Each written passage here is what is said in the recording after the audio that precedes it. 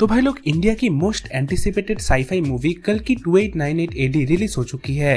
And क्या ये movie disappoint करती है? वेल हाँ भी और ना भी, क्योंकि मूवी में कुछ ऐसे मोमेंट्स थे जो देखकर मुझे लग रहा था उनकी कोई भी जरूरत नहीं है। वो सीन्स काट कर अगर मूवी 30 मिनट छोटी रखते तो और मजा आता। लेकिन on the other hand movie में कई सारे ऐसे एपिक सीन्स है जो देखने का और मन कर रहा था, और उन्हीं सीन्स की वजह से ही ये मूवी लोगों को इतना पसंद आ रही है, चाहे वो महाभारत के सीन्स हो या फिर अश्वत्थामा और भैरवा की फाइट। बट इन सब के बारे में और जानने से पहले मूवी के स्टोरी के बारे में थोड़ा सा जान लेते हैं। एंड हाँ, ये स्पॉइलर फ्री रिव्यू है, तो अगर आपने मूवी नहीं देखी है तो भी आराम से देख सकते हो। नाग अश्विन की डायरेक्ट की गई कल की 2898 AD महाभारत के 6000 साल बाद टेक प्लेस करती है, जहाँ इस दुनिया में इंसानियत खत्म हो चुकी है, सब कुछ तबाह हो चुका है एंड यहाँ के लोग भूख और प्यास से मर रहे हैं। लेकिन इस दुनिया में एक जगह है जहाँ अभी भी सब कुछ है, कॉम्प्लेक्स, जिसको रूल करता है कमल हसन का कैरेक्टर सुप्रीम यास्किन। बट इतना सब कुछ होने के बाद भी उनके पास एक मेजर कमी है, उनकी कमजोर मॉर्टल बॉडी, जिसे सही रखने के लिए वो बाहर से सारे औरतों को पकड़ कर लाता है ताकि उनके ऊपर वो एक्सपेरिमेंट्स कर सके। एंड उसी एक्सपेरिमेंट का नाम प्रोजेक्ट के है, और दीपिका पादुकोण की कैरेक्टर सम 80 या सुमति उसी प्रोजेक्ट का पार्ट होती है। लेकिन वहाँ होते भयानक चीजों के चलते वो वहाँ से भाग जाती है एंड उसके ऊपर 5 स्टार बाउंटी लगा देते हैं कॉम्प्लेक्स वाले। और उसके बाद हमने ट्रेलर में जो देखा था वही होता है।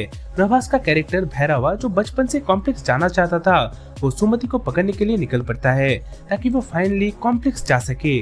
But on the other hand हम अमिताभ बच्चन के कैरेक्टर अश्वत्थामा की स्टोरी भी देखते हैं, जो महाभारत के जंग में श्री कृष्ण से श्राप मिलने के बाद से वेट कर रहा होता है अपने रिडेम्पशन का। एंड जब उन्हें संकेत मिल जाता है वो सुमति को बचाने के लिए निकल पड़ते हैं। इसके बाद भैरवा और अश्वत्थामा के बीच एक बहुत अच्छी फाइट होती है एंड देन उस फाइट में बुरी तरह हारने के बाद भैरवा भुज्जी को अपडेट करता है एंड शंभाला आता है ताकि वो फिर से अश्वत्थामा के साथ लड़ सके। एंड जैसा कि हमने ट्रेलर में देखा था, उसी टाइम मूवी की फाइनल बैटल भी होती है एंड देन एक बहुत massive and epic plot twist या रिवील के बाद मूवी खत्म हो जाती है। वेल, स्टोरी इतनी भी सिंपल नहीं है, मूवी में कई सारे सब plots, fast story lines and reveals होते हैं जिन्हें हम स्पॉइलर वाले वीडियो में डिस्कस करेंगे। उसे देखना है तो हमारे चैनल पॉप इंडियन को जरूर से सब्सक्राइब कर देना। बट अब जब आपको मूवी के स्टोरी का ओवरऑल एक आइडिया लग चुका है, हम मूवी के गुड एंड बैड पॉइंट्स पर बढ़ते हैं। कल की 2898 AD का बेस्ट पार्ट ना ही प्रभास था, ना ही अश्वत्थामा, और ना ही इस मूवी की स्टोरी। मेरे हिसाब से इस मूवी के बेस्ट मोमेंट महाभारत के सीन्स थे। मूवी में छोटे छोटे पार्ट्स में महाभारत के कुछ सीन्स दिखाए जाते हैं जो सही में परफेक्ट है। उन सीन्स की cinematography, lighting, VFX, action sequence, dialogues सब कुछ बहुत ही अच्छे थे। एंड भाई, आपको उन सीन्स में गूस बम्स आ जाएंगे एंड आप रियलाइज करोगे कि अगर इस तरह से आदि पुरुष बनी होती तो वो अब तक इंडिया की बेस्ट मूवी कहलाती। सही में भाई, आपको लग रहा होगा कि मैं बढ़ा चढ़ा कर बोल रहा हूँ, बट मेरे पास उस फीलिंग को समझाने के लिए और कोई शब्द नहीं है। अगर नाग अश्विन पूरी मूवी ही महाभारत दिखाते तो भी मैं कोई कंप्लेन नहीं करता। बट हाँ, ये बहुत अच्छा था। एंड ऑल्सो क्लाइमेक्स में एक सीन आता है जो ही इससे रिलेटेड है, जहाँ पब्लिक हॉल में पागल हो गई थी, लोग चिल्ला रहे थे, तालियां बजा रहे थे, बहुत मजा आ रहा था। जैसा हनुमान मूवी में एंड में हुआ था ना, 10 मिनट का एक सीक्वेंस था जो कि मूवी को कहीं और ही ले गया था। ये मूवी भी वैसे ही कुछ क्रिएट करती है जो इस मूवी को कुछ और ही बना देती है। And I can't wait to discuss it with all of you in the spoiler video.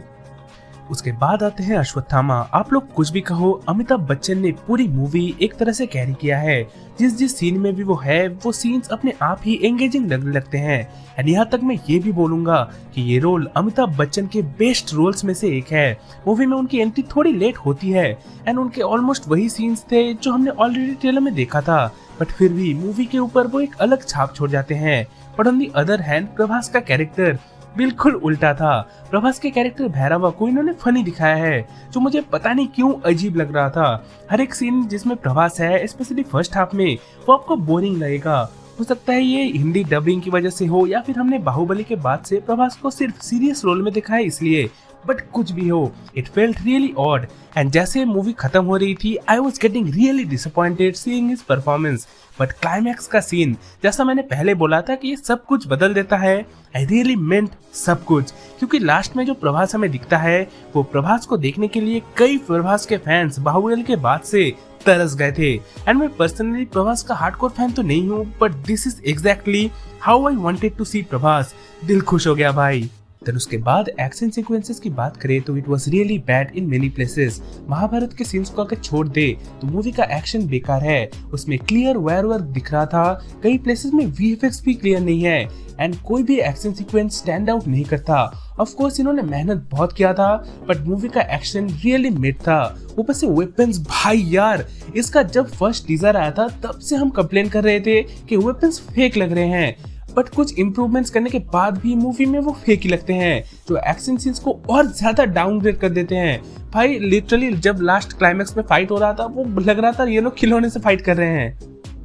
Also movie में कुछ टिपिकल साउथ एलिमेंट है जो बहुत बेकार और क्रिंज लग रहा था। अचानक से कोई गाना स्टार्ट हो जाता है, फिर प्रभास नाचना स्टार्ट कर देता है।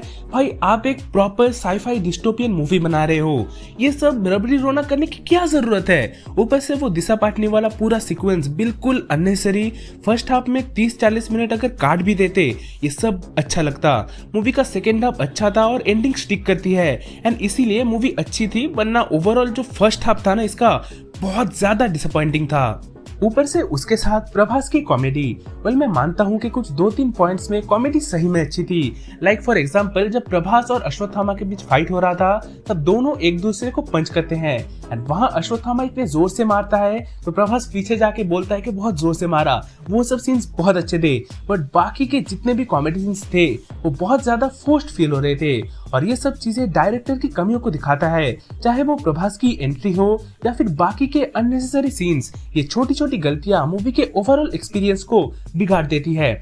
बट ओवरऑल अगर बोलूं तो कल की 2898 AD मूवी मुझे अच्छी लगी। मूवी परफेक्ट बिल्कुल भी नहीं है, बल्कि मूवी में कई सारे फ्लॉज है, बट उन सब फ्लॉज के ऊपर मूवी में कई सारे अच्छी चीजें भी है एंड मोस्ट इम्पोर्टेंटली मूवी एक होप है कि इंडिया में भी अच्छे VFX, स्टोरी एंड कास्ट के साथ बढ़िया मूवीज बन सकती है जो कि आने वाले टाइम में हॉलीवुड को टक्कर देने की काबिलियत रखती है। और अगर नाग अश्विन ने इस मूवी से रिलेटेड क्रिटिसिज्म को सुना और उससे रिलेटेड इम्प्रूवमेंट्स किए तो कल की सिनेमैटिक यूनिवर्स इंडियन सिनेमा को ग्लोबल लेवल पर अच्छी तरह से स्टैंड आउट कराएगी। बाकी इस मूवी से रिलेटेड आपके क्या थॉट्स है आप मुझे कमेंट्स में बता सकते हो एंड यहाँ तक अगर वीडियो देख ही लिया है तो हमारे चैनल पॉप इंडियन को जरूर से सब्सक्राइब कर देना। तो मिलते हैं आपके साथ कल की के स्पॉइलर रिव्यू एंड ब्रेकडाउन के साथ, तब तक के लिए take care and good bye.